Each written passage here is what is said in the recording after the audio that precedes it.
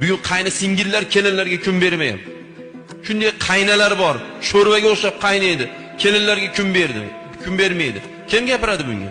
Qani eri? Qani eri bunga? "Ey, sen nima odammisan o'zi? Nimaga keliningni ko'ylaverasan sen?" deb kim gapiradi buni? O'g'il gapira olmaydi, onasi.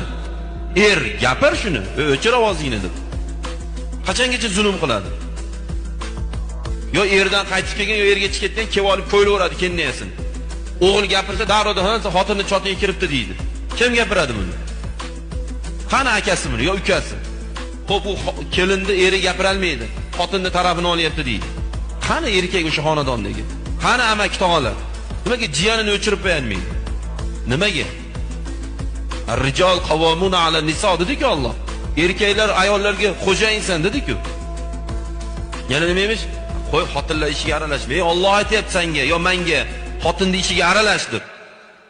Ana aralashmaganligimiz uchun bidiya to'lib ketdi. To'ydagi oldi berilarni kim qilyapti?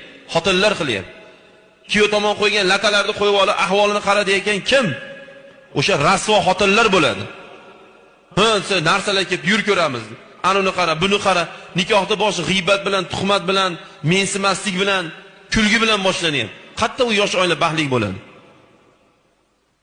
Yo'qat oldi berdini deyish kerak. O'sha boshidagi sovchilik uni buni